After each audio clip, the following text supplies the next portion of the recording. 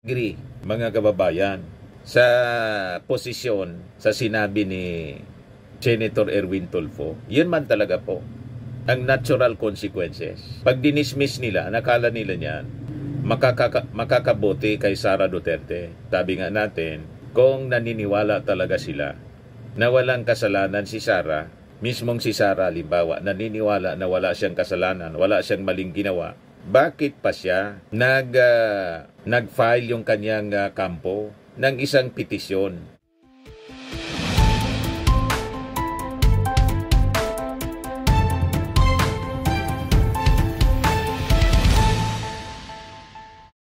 Hello po mga kababayan, si Dante Maravillas. I-share ko to sa inyong sinabi ni Senator Erwin Tulfo at magbigay po kayo ng reactions kung kumbinsido kayo sa kanyang sinasabi.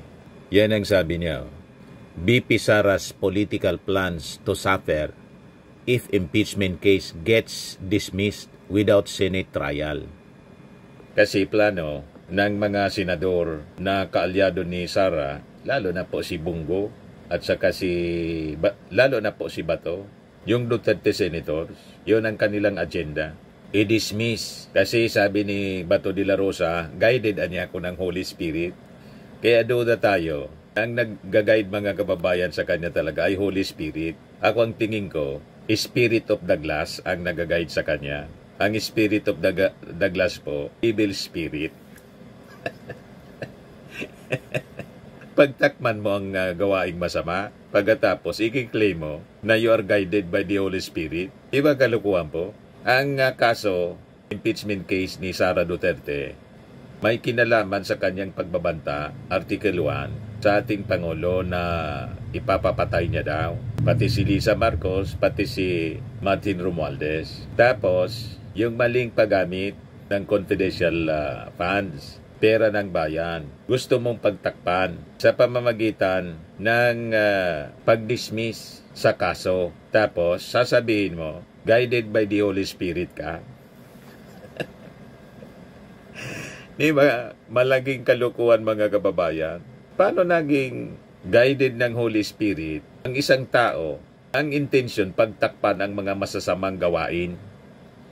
Di ba po, mga kababayan? It is a ridiculous claim. Ang tawag nga niyan sa amin dito, pagyaga-yaga sa ating Panginoon. Pwede nga siya mga kababayan na tawaging blasphemous act. Di ba? Saan ka nakakita na pinagtatakpan mo yung mali? Pagkatapos sasabihin mo, guided by the Holy Spirit ka. Hindi siya katanggap-tanggap mga kababayan. Nagagamitin mo sa ganon ang mga actions mong mali. Sasabihin mo pa na guided by the Holy Spirit. Itong si Bato de la Rosa mga kababayan, malamang ang susunod na pupunta nito, hindi guided by the Holy Spirit po, kundi guided by General Torre.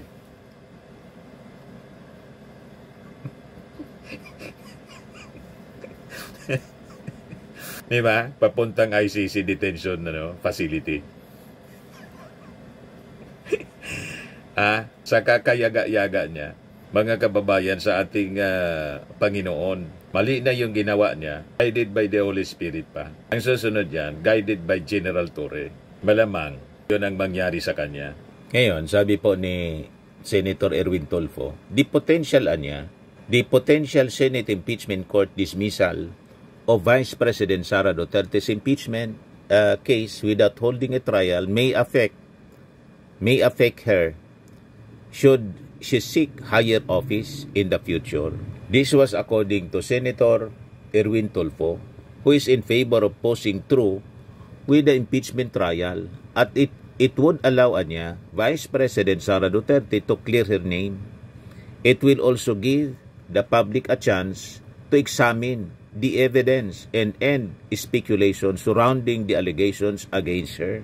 I agree, mga kababayan, sa posisyon, sa sinabi ni Senator Erwin Tulfo, yun man talaga po ang natural consequences. Pag dinismiss nila, nakala nila niyan, makakabuti kay Sara Duterte. Sabi nga natin, kung naniniwala talaga sila na walang kasalanan si Sara, mismong si Sara, halimbawa, naniniwala na wala siyang kasalanan, wala siyang maling ginawa, bakit pa siya nag-file yung kanyang kampo ng isang petisyon sa Supreme Court questioning the constitutionality ng impeachment trial.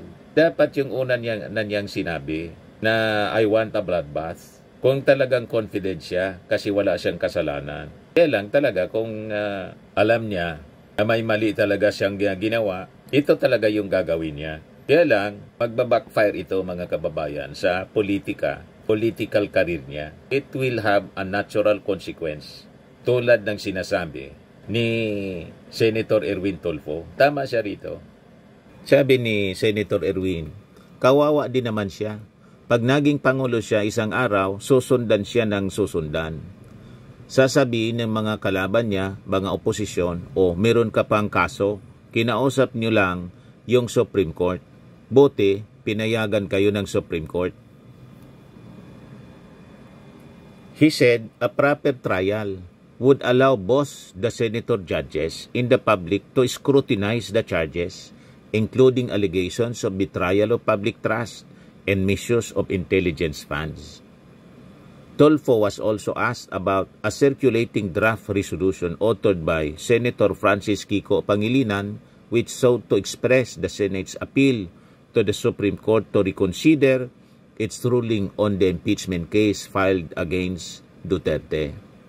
So far, the resolution has reportedly been signed by Pangilinan, as well as Senators Bam Aquino, Risa Hontiveros, and Senate Minority Leader Vicente Tito Soto III. The resolution has yet to be filed and it is currently being reviewed by other senators. Sabi ni Tulfo, hindi ko pa nakikita. Talaga kailangan kong basahin muna kung anong nilalaman noon. Then kung maganda naman, kung sang-ayon doon sa gusto ko na magkaroon ng trial, why not? But hindi ako pipirma. Pipirman ko yun. O di maganda. Ito ang totoo na guided by Holy Spirit kasi yung intention niya maganda. Pero ang intention po masama, malabo na guided ng Holy Spirit. Tulad ng sinasabi po ni Bato de la Rosa. Ang intensyon, ituloy ang trial para kung walang pagkakasala, walang ebidensyang mabigat na talagang nilustay ni Sara yung pondo ng ating gobyerno, di malilinis yung kanyang pangalan, dumiritso siya sa pagtakbo. At pag nanalo, di irerespeto natin, mga kababayan, ang desisyon ng ating mga mamamayang Filipino. Kaya lang po, dahil sa kakapigil nila na harapin ang impeachment trial, ayan tuloy mga kababayan. Hindi nagustuhan ng napakaraming kababayan natin. 80% ang gustong harapin niya dapat. Sabi sa pinakang latest na survey ng Okta Research, bumagsak tuloy yung trust rating ni Sara Duterte. Yan Trust and performance ratings of top officials. Nakita ninyo ang pagbulusok ng trust and performance ratings niya. Talo na tuloy mga kababayan ni Martin Romualdez. Pati si na pumipigil si Chis Escudero, 51% na lang, 49% ang performance. Pero yung ating Pangulo, napakataas na, 64%. Ang trust ratings, 62% yung trust performance ratings niya. Yung performance ratings niya. 10% yung lamang ng ating Pangulo kay Sara. Dati mas mataas si Sara. At dati mas mataas din si Sara kay Martin Romualdez. Lamang na po si Martin ng ilan yan? 3 points lamang sa trust ratings. Sa performance, 9 points ang lamang ni Martin Romualdez kay Sara. Duda pa nga tayo dyan, mga kababayan, kasi dapat si Sara ang trust and performance ratings, mga below 20. Dapat nga negative na po kasi wala mang ginagawa. Paano nagka-performance ratings ang walang ginagawa? Diba po? So sabi po ni Erwin Tulfo, dismissing the case without examining the evidence would only feed doubts and create a lingering cloud over Duterte's name. He says that if during the trial, he personally sees that the evidence presented are baseless or meaningless, he'd stand up right there and say, Mr. President, can we dismiss this already instead of wasting our time and effort?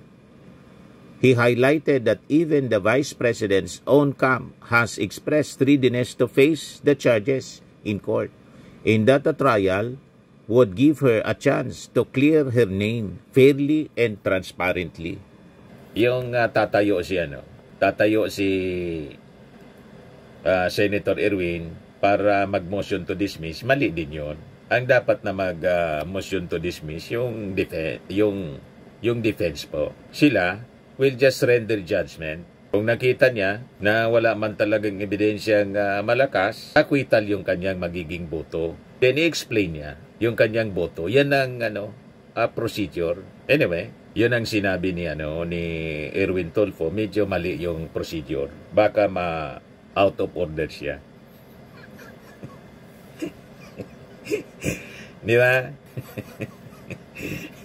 Out of order ka, Senator Judge Erwin Tulfo. Hindi niya sa yung gawain yan na mag-motion to dismiss ka tulad ni Bato de la Rosa. But anyway, medyo maganda-ganda yung posisyon mga kababayan ni Erwin Tulfo. Kaya lang, sabi ni Jingo Estrada, mga 19 niya hanggang 20 na mga senador to follow Supreme Court ruling declaring the impeachment case unconstitutional. But anyway, bukas po magpa-file ng motion for reconsideration yung House. Yung appeal nila sa Senado, relax lang yan, huwag masyadong nagmamadali kasi gusto magbotohan na mga kababayan sa Wednesday. We have to exercise prudence anya, sabi ng mga congressmen.